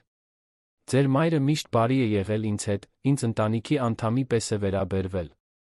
Եթե կա մի բան, որ կարող եմ անել նրան օգնելու համար, կանեմ առանց տատանվելու։ Արմենը երախտագիտությամբ գլխով արեց հայացքն ուղղեց Անահիտին։ Անահիտ, դու ոչ մի պարտավորություն չունես սրան խառնվելու։ Դու ընդամենը աշխատող ես, մեր ընտանիքի հետ կապ չունես։ Եթե ուզում ես հեռանալ, ես կհասկանամ, նույնիսկ կօգնեմ։ Անահիտը երկու անգամ մտածելու կարիք չունեցավ։ Ես մնում եմ։ Ես եմ գտել տիկին Մարիամին, տեսել եմ, թե ինչ վիճակում էր նա։ Հիմա չեմ հեռանա։ Արմենը մի պահ նայեց նրան, Անահիտը տեսավ, թե ինչպես ինչ-որ բան փափկեց նրա աչքերում։ Շնորհակալ եմ։ Ուրեմն դուք երկուստ պետք է իմանաք։ Ես այսօր կհանդիպեմ Վերոնիկայի հետ։ Կպահանջեմ, որ նա ինձ պատմի այն ամենը, ինչ գիտի։ Եվ կախված նրանից, թե ինչ կասի, կձեռնարկեմ անհրաժեշտ միջոցները։ Իսկ եթե նա հերքի հարցրեց տիկին Լուսինեն։ Նա կարող է հերքել որքան ուզում է, բայց մայրս ողջ է կարող է վկայություն տալ։ Բացի այդ, ես արդեն որոշ տարօրինակ բաներ եմ գտել հորս թղթերում, փաստաթղթեր, որոնք իմաստ չունեն, գումարի փոխանցումներ հաշիվների, որոնք չեմ ճանաչում։ Սկսում եմ գլուխկոտրուկը հավաքել։ Զգույշ եղեք, պարոն Արմեն, զգուշացրեց տիկին Լուսինեն։ Վերոնիկան այն կինը չէ, որ հեշտությամբ ընդունում է վերահսկողության կորուստը։ Գիտեմ։ Դրա համար էլ պետք է, որ դուք ուշադիր լինեք։ Հոգ տարեք մորս մասին, նրան մի ակնթարթ անգամ մենակ մի թողեք։ Եթե Վերոնիկան կամ որը այլ մեկը փորձի մոտենալ նրան առանց իմ ներկայության, անմիջապես տեղյակ պահեք ինձ։ Երկու կանայք համաձայնեցին, Արմենը վճռական քայլերով դուրս եկավ խոհանոցից։ Անահիտն ու տիկին Լուսինեն անհանգիստ հայացքներ փոխանակեցին։ Հասունացող փոթորիկը պատրաստվում էր պայթել։ Ավելի ուշ, այդ առավոտյան, Անահիտը Մարիամի սենյակում էր, օգնում էր նրան ուտել, երբ ներքի հարկից բարձր ձայներ լսեցին։ Արմենն ու Վերոնիկան էին, ակնհայտորեն բարեկամական զրույց չէին ունենում։ Չենք կարող լսել, թե ինչ են ասում, մրմնջաց Մարիամը, ձեռքը դողում էր, գդալը բռնած։ Անահիտը ոտքի կանգնեց, մոտեցավ դռանը, այն թեթակի բացելով։ Ձայներն ավելի պարզ դարձան։ Ինչպես կարող ես ինձ նման բանում մեղադրել, Արմեն։ Ես քո կինն եմ, Վերոնիկայի ձայնն էր, բարձրացած վրդովմունքից։ Դու գիտեիր։ Դու գիտեիր, որ մայրս ողջ է, ինձ չես ասել, հետ գոռաց Արմենը, մի բան, որ Անահիտը երբեք չէր լսել նրանից։ Ես ոչինչ չգիտեի։ Հայրդ ինձ երբեք չի ասել։ Երբ իմացա, նա արդեն հիվանդ էր, մահվան մահճում։ Ինչ էիր ուզում, որ անեի։ Որ ինձ ճշմարտությունն ասեիր։ Որ թողնեիր ես որոշեի, թե ինչ անել։ Բայց ոչ, դու ընտրեցիր գաղտնիքը պահել, ընտրեցիր հանցակից լինել մի անպատկերացնելի դաժանության։ Լարված լռություն տիրեց, հետո Վերոնիկայի ձայնը լսվեց ավելի ցածր, ավելի վտանգավոր։ Դու ոչինչ չես հասկանում, Արմեն։ Հայրդ արել է այն, ինչ արել է, լավ պատճառներով։ Մայրդ խնդիր էր, նա բաներ գիտեր, բաներ, որոնք կարող էին ոչնչացնել այս ընտանիքը, ոչնչացնել այն ամենը, ինչ մենք կառուցել ենք։ Ինչ բաներ, հարցրեց Արմենը, նրա ձայնում մի հուսահատություն կար, որը կոտրեց Անահիտի սիրտը։ Անցյալի բաներ։ Գործարքներ, որոնք հայրդ արել է, որոշումներ, որոնք կայացրել է։ Մայրդ համաձայն չէր, սպառնում էր ամեն ինչ բացահայտել։ Նա ընտրություն չուներ։ Միշտ ընտրություն կա։ Եվ այն ընտրությունը, որը նա արեց, հրեշավոր էր։ Նրան գերի պահել, նրան վերաբերվել, կարծես մարդ չէ, դա աններելի է։ Ուրեմն ներիր ինձ, ասաց Վերոնիկան, ձայնն այժմ սառը։ Որովհետ ես գիտեի, այո։ Եվ որոշեցի ոչինչ չանել։ Որովհետ մայրդ վտանգ էր այն ամենի համար, ինչ մենք ունեինք։ Եվ եթե նրան ազատեին, եթե նա պատմեր այն, ինչ գիտեր, մենք բոլորս կործանված կլինեինք։ Անահիտը լսեց ինչ-որ բանի կոտրվելու ձայն, կարծես Արմենը ինչ-որ բան շպրտեց պատին։ Հեռացիր այս տնից, ասաց նա, ձայնը զուսպ, բայց զայրույթով լի։ Հեռացիր հիմա։ Դու այլս այստեղ ցանկալի չես։ Սա իմ տունն է նույնքան, որքան քոնը, հակադարձեց Վերոնիկան։ Ես ոչ մի տեղ չեմ գնալու։ Ուրեմն ես կձեռնարկեմ անհրաժեշտ իրավական միջոցները։ Այսօր իսկ կգնամ փաստաբանի մոտ կսկսեմ ամուսնալուծության գործընթացը։ Եվ կհոգամ, որ դու վճարես քո հանցակցության համար։ Դու դեռ կզղջաս դրա համար, Արմեն։ Շատ կզղջաս։ Ես բաներ գիտեմ հորդ, նրա գործարքների մասին, որոնք դու նույնիսկ չես պատկերացնում։ Եթե ինձ ստիպես, ես ամեն ինչ կբացահայտեմ։ Արա ինչ ուզում ես։ Ինձ այլս չի հետաքրքրում։ Միակ բանը, որ հիմա կարող է, մայրս է այն, որ նա ստանա արդարությունը, որին արժանի է։ Լսվեցին արագ քայլեր, հետո դրան ուժգին շրխկոցի ձայն։ Անահիտն արագ վերադարձավ Մարիամի մոտ, որի դեմքով լուռ արցունքներ էին հոսում։ Որդիս, շշնջաց նա։ Իմ խեղճ որդին։ Ես երբեք չեմ ուզել, որ նա իմանա, երբեք չեմ ուզել, որ նա այդ բեռը կրի։ Անահիտը թաշկինակ վերցրեց նրբորեն սրբեց Մարիամի արցունքները։ Տիկին Մարիամ, պարոն Արմենը պետք է իմանար ճշմարտությունը։ Եվ նա ուժեղ է, կհաղթահարի սա։ Բայց Վերոնիկան մի բանում ճիշտ է, ասաց Մարիամը, ձայնը թույլ, բայց հրատապ։ Նրա հայրը իմ ամուսինը սարսափելի բաներ է արել այս կայսրությունը կառուցելու համար։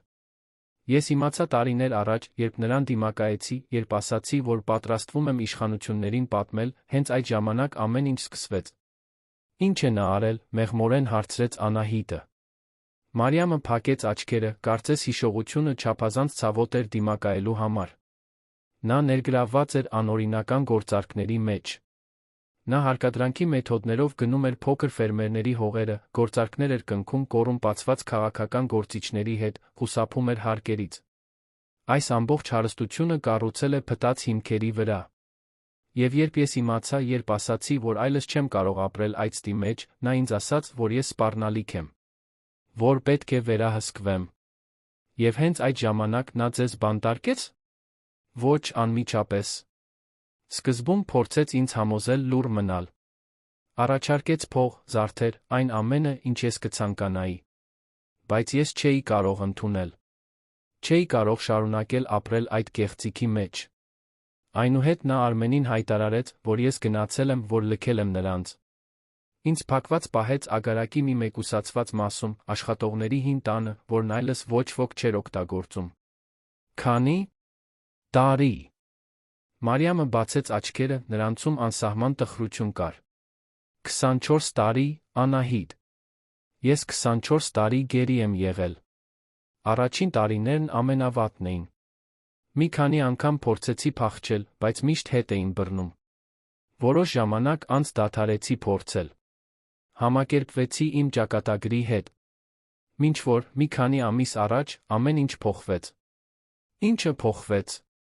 Վերոնիկան որոշեց, որ ես չափազանց մեծ ռիսկ եմ։ Ամուսինս մահացել էր, նա վախենում էր, որ ինչ-որ մեկը կարող է ինձ գտնել հին տանը։ Այսպիսով, նա ինձ տեղափոխեց այնտեղ եգիպտացորենի դաշտ։ Ասաց, որ դա միայն ժամանակավոր կլինի, մինչ մշտական լուծում գտնի։ Մարիամը սկսեց դողալ։ Որոնց մասին խոսում եք, ուղղակիորեն կամ անուղղակիորեն հանցակիցներ են եղել։ Բոլորը պետք է պատասխան տան իրենց արարքների համար։ Սամվելյանը հառաչեց, կարծես համար երեխայի հետ գործ ունենար։ Տեսեք, պարոն Ալավերդյան, ոչ ոք չի ուզում ձեզ վնասել։ Դուք երիտասարդ եք, մի ամբողջ կյանք ունեք առջում։ Ինչու ռիսկի դիմել ամեն ինչով, անցյալում տեղի ունեցած մի բանի համար։ Մենք կարող ենք պայմանավորվել։ Դուք գաղտնի եք պահում ձեր հոր գործարքները, փոխարենը մենք երաշխավորում ենք, որ դուք ձեր ընտանիքը կմնաք անվտանգ բարգավաճ։ Ինձ կաշառք եք առաջարկում։ Ես առաջարկում եմ գործնական լուծում մի բարդ իրավիճակի համար։ Պատասխանը ոչ է, վստահորեն ասաց Արմենը։ Հիմա, խնդրում եմ, հեռացեք իմ տնից։ Ժպիտն անհետացավ Սամվելյանի դեմքից։ Դուք լուրջ սխալ եք գործում, պարոն Ալավերդյան։ Մարդիկ, որոնց ես ներկայացնում եմ, հայտնի չեն իրենց համբերությամբ կամ ներողամտությամբ։ Դա սպառնալիք է։ Դա իրականություն է։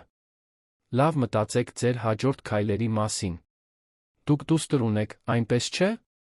Բելլան, 15 տարեկան, սովորում է Երանի Խաչատուր Աբովյանի անվան դպրոցում։ Ցավալի կլիներ, եթե նրա հետ ինչ-որ բան պատահեր հոր համառության պատճառով։ Սենյակում օդը կարծես սառեց։ Արմենը գունատվեց, Անահիտը տեսավ, թե ինչպես են նրա ձեռքերը բռունցքվում այնքան ուժեղ, որ մատների հոդերը սպիտակեցին։ Եթե դուք դիպչեք իմ դստերը, ասաց Արմենը, ձայնը ցածր, բայց մահացու զայրույթով լի, ես կնվիրեմ իմ կյանքի ամեն վայրկյանը ձեզ ոչնչացնելուն։ Բոլորիդ։ Սամվելյանը նորից դրեց իր մուգ ակնոցները։ Հուսով ենք, որ դա անհրաժեշտ չի լինի։ Բայց ընտրությունը ձերն է, պարոն Ալավերդյան։ Դուք 3 օր ունեք վերանայելու համար։ Դրանից հետո մենք չենք կարող երաշխավորել, թե ինչ կարող է տեղի ունենալ։ Եվ այս վերջին սպառնալիքով նա իր մարդիկ հեռացան։ Հենց որ դուռը փակվեց, Արմենը քիչ էր մնում փլվեր։ Ռոբերտը նրան բռնեց։ Պարոն, ես կզանգեմ դպրոց, կուղարկեմ Բելլային հիմա բերեն, արագ ասաց Ռոբերտը։ Արա դա, համաձայնեց Արմենը, ձայնը դողում էր։ Եվ կրկնապատկիր անվտանգությունն այստեղ։ Ուզում եմ մարդիկ լինեն ամեն մուտքի մոտ, տեսախցիկներ, ամեն անկյունում։ Ոչ ոք չի մտնում կամ դուրս գալիս առանց իմ թույլտվության։ Անահիտը վազեց ջուր բերելու Արմենի համար, որը տեսանելիորեն ցնցված էր։ Երբ վերադարձավ, գտավ նրան նստած հյուրասենյակի բազմոցին, գլուխը ձեռքերի մեջ։ Նրանք սպառնացին իմ դստերը, Անահիտ, ասաց նա, ձայնը կոտրված։ Իմ դստերը։ Նա ոչ մի կապ չունի սրա հետ։ Հենց դրա համար էլ մենք հիմա չենք կարող նահանջել, ասաց Անահիտը, նստելով նրա կողքին։ Եթե հիմա նահանջենք, նրանք կիմանան, որ կարող են մեզ վերահսկել վախի միջոցով։ Մենք Բելլային այստեղ կբերենք, կպաշտպանենք նրան, բայց չենք կարող թույլ տալ, որ վախը մեզ կատվածահար անի։ Արմենը կարմիր աչքերով նայեց նրան։ Ինչպես ես կարողանում այդքան ուժեղ լինել։ Այդքան խիզախ։ Ես խիզախ չեմ, խոստովանեց Անահիտը։ Ես սարսափած եմ։ Բայց սովորել եմ, որ ճիշտ բան անելը հազվադեպ է հեշտ լինում։ Եվ տիկին Մարիամը չափազանց շատ է տառապել, որպեսզի մենք հիմա հետ կանգնենք։ Այդ գիշեր Բելլան ժամանեց ագարակ 2 անվտանգության աշխատակիցների ուղեկցությամբ։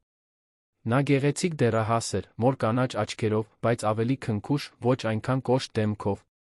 Նա շփոթված վախեցած էր իրավիճակից, բայց երբ հայրը համառոտ բացատրեց, թե ինչ է կատարվում, նա զարմանալի հասունություն ցուցաբերեց։ Այսինքն, դու ասում ես, որ Մարիամ տատիկը ողջ է։ Եվ որ մայրիկը դա գիտեր ամբողջ ընթացքում։ Արմենը գլխով արեց, ուշադիր հետելով դստեր արձագանքին։ Ոչ միայն գիտեր, այլ հանցակից էր նրան գերի պահելուն։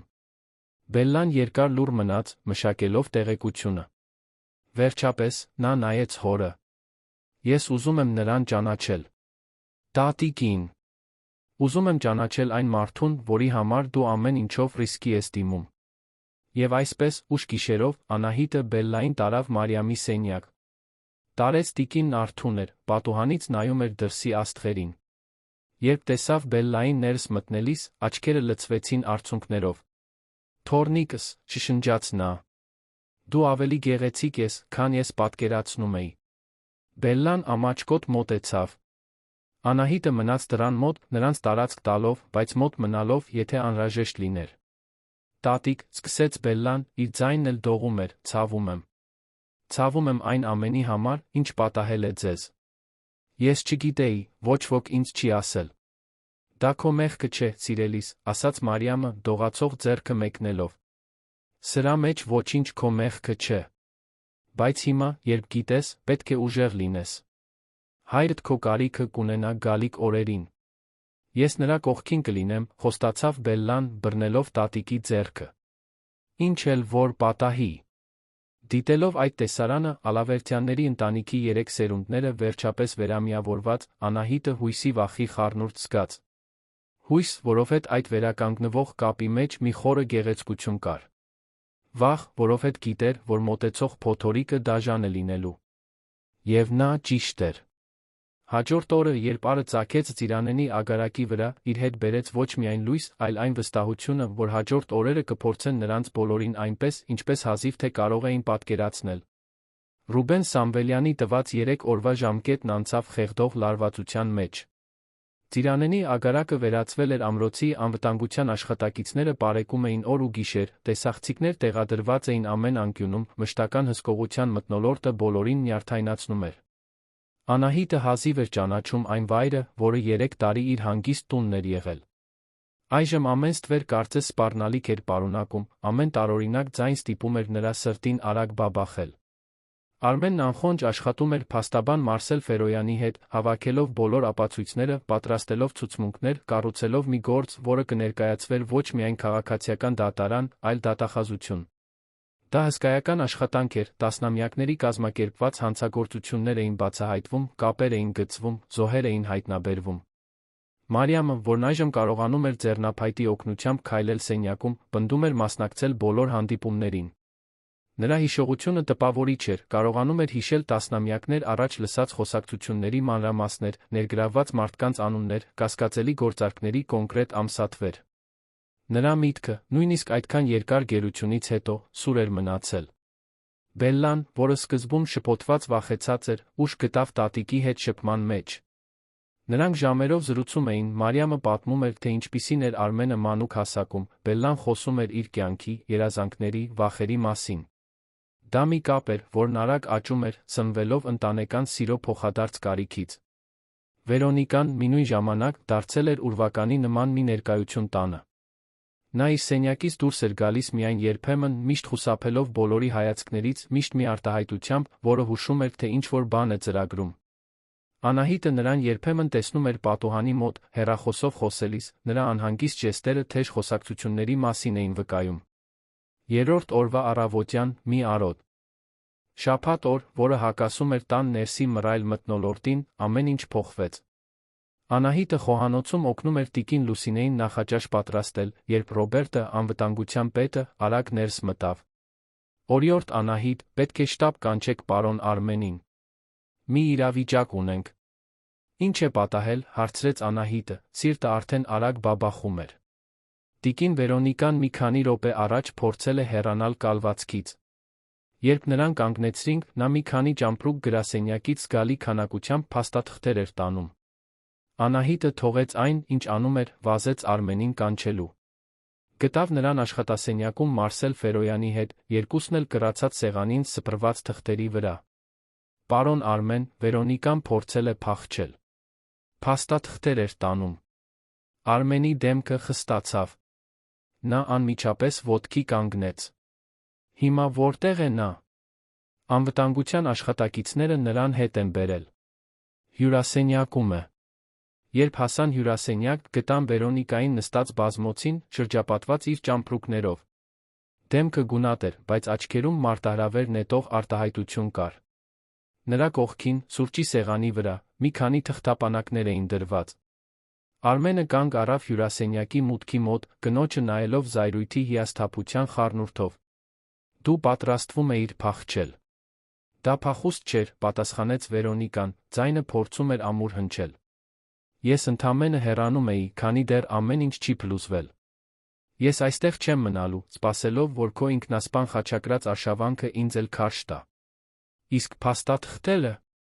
Ինչ էիր պատրաստվում անել դրանց հետ։ Վերոնիկան նայեց թղթապանակներին, հետո նորից Արմենին։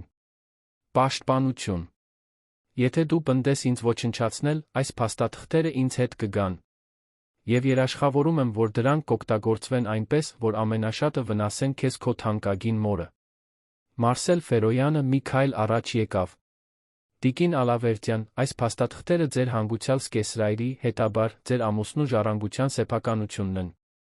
Դրանք առանց թույլտվության կալվածքից հեռացնելը յուրացում է։ Վերոնիկան ծիծաղեց, բայց դա դառը, անուրախ ձայն էր։ Յուրացում։ Դա է ձեզ անհանգստացնում։ Այս ամենից հետո։ Արմեն, դու իսկապես կարծում ես, որ այս իրավիճակից դուրս կգաս որպես հերոս։ Դու կկորցնես ամեն ինչ։ Ագարակը, փողը, հեղինակությունը։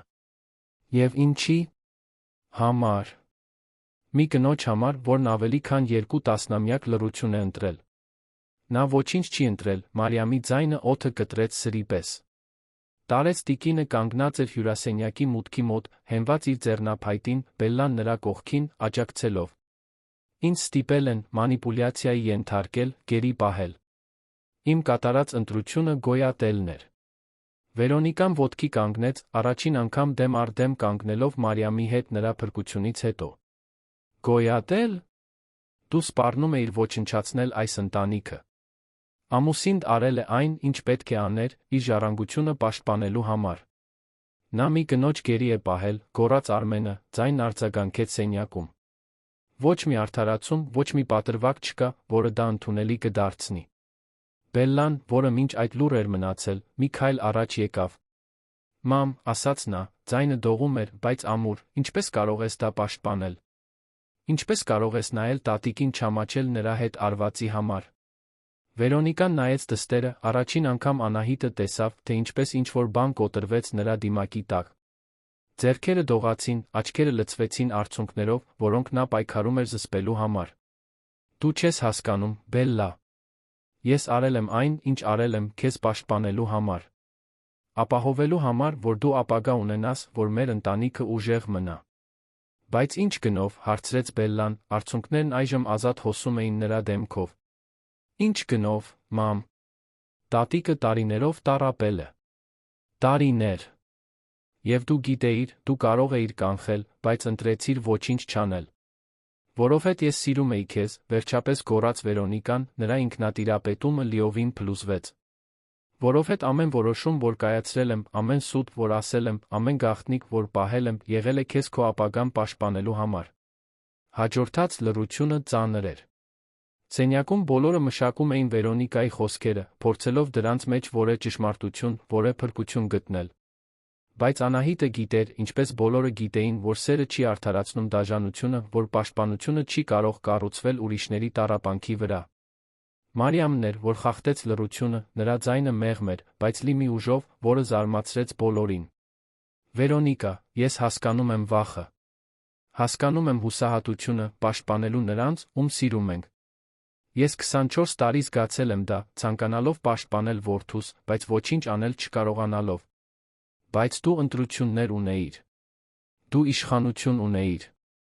Եվ դու ընտրեցիր օգտագործել այդ իշխանությունը ոչ թե ազատելու, այլ ճնշումը շարունակելու համար։ Դա սեր չէ, այլ վախկոտություն։ Վերոնիկան փլվեց բազմոցին, դեմքը ծածկելով ձեռքերով։ Ուսերը դողում էին լուռ հեկեկոցներից։ Բելլան նայեց հորը, անորոշ թե ինչ անել։ Արմենը խորը շունչ քաշեց, փորձելով զսպել սեփական հույզերը։ Վերոնիկա, դու կմնաս այստեղ, մինչ այս ամբողջ գործընթացն ավարտվի։ Ոչ թե որպես իմ կին, այլ որպես վկա։ Դու ցուցմունք կտաս այն ամենի մասին, ինչ գիտես քո դերի մասին, մորս գերի պահելու մեջ, հորս գործարքների մասին, որոնց մասին գիտեիր։ Եթե համագործակցես, գուցե դատավարության ժամանակ որոշակի մեղմացում լինի։ Եթե չհամագործակցես, ես կհոգամ, որ դու կրես քո արարքների ամբողջական հետանքները։ Վերոնիկան բարձրացրեց դեմքը, նրա կարմիր աչքերը հանդիպեցին Արմենի աչքերին։ Իսկ Բելլան? Ինչ է լինելու մեր դստեր հետ։ Բելլան կմնա ինձ հետ, պատասխանեց Արմենը։ Հեռու քո ազդեցությունից, հեռու քո ստերից։ Նա արժանի է մեծանալ, իմանալով ճշմարտությունը, որքան էլ ցավոտ լինի այն։ Հաջորդ օրերը բացահայտումների հեղեղ էին։ Մարսել Ֆերոյանը, դատախազության հետ համատեղ աշխատելով, ներկայացրեց գործը։ Լրատվամիջոցները բռնեցին պատմությունը, շուտով Ծիրանենի ագարակը շրջապատված էր ոչ միայն անվտանգության աշխատակիցներով, այլ լրագրողներով, որոնք ցանկանում էին լուսաբանել այն, ինչն անվանվում էր վերջին տասնամյակների գյուղական կոռուպցիայի ամենամեծ սկանդալը։ Մարիամը հուզիչ հարցազրույց տվեց, պատմելով իր պատմությունն այնպիսի արժանապատվությամբ, որը հուզեց սրտեր ամբողջ երկրում։ Նրա կերպարը մի տարեց կին, որը վերապրել էր տասնամյակների գերություն, դարձավ դիմադրության հույսի խորհրդանիշ։ Արմենը իր հերթին լիովին համագործակցեց իշխանությունների հետ։ Նա հանձնեց բոլոր այն կալվածքները, որոնք ապօրինի էին ձեռք բերվել, վերադարձնելով դրանք իրենց օրինական տերերին կամ նրանց ժառանգներին։ Սեփական գումարով փոխհատուցումներ վճարեց այն ընտանիքներին, որոնք տուժել էին հոր գործարքներից։ Դա ցավոտ գործընթաց էր, որը նրան զգալիորեն աղքատացրեց, բայց նա անսահման թեթացրեց։ Վերոնիկան մեղադրվեց Մարիամի գերության մեջ հանցակցության այլ մեղադրանքներով։ Նա համագործակցեց հետաքննության հետ, տրամադրելով տեղեկություններ կոռուպցիոն ցանցի մասին, որը կառուցել էր իր սկեսրայրը, փոխարենը ստացավ ավելի մեղմ դատավճիռ, որի մի մասը պետք է գրեր բաց ռեժիմով։ Ամուսնալուծությունն արագ ավարտվեց, Արմենը հրաժարվեց ցանկացած ալիմենտից, ցանկանալով միայն ազատ լինել այն ամուսնությունից, որը երբեք հիմնված չէր եղել իսկական սիրո վրա։ Գործարարներն ու քաղաքական գործիչները, որոնք հանցակից էին եղել Անտոն Ալավերդյանի անօրինական գործարքներին, նույնպես սկսեցին հետանքների բախվել։ Ոմանք ձերբակալվեցին, մյուսները կորցրին իրենց պաշտոնները, բոլորի հեղինակությունը անդառնալիորեն խարխլվեց։ Ռուբեն Սամվելյանը, այն մարդը, որը սպառնացել էր Բելլային, առաջիններից մեկն էր, որ ձերբակալվեց, մեղադրվելով վկաներին ահաբեկելու հանցավոր համագործակցության մեջ։ Անահիտը ամեն ինչին հետում էր հիացմունքի հյուծվածության խառնուրդով։ Դա դաժան, հուզականորեն կործանարար գործընթաց էր բոլոր ներգրավվածների համար։ Բայց դա նա անհրաժեշտ էր։ Ճշմարտությունը, որքան էլ ցավոտ լիներ, պետք է ջրի երես դուրս գար։ Մի երեկո Մարիամի փրկությունից 3 ամիս անց Անահիտն ագարակի այգում էր, խնամում էր վարդերը, որոնք Մարիամն այնքան սիրում էր։ Վայրն այժմ ավելի հանգիստ էր, ավելի քիչ անվտանգության աշխատակիցներով, ավելի քիչ լարվածությամբ օդում։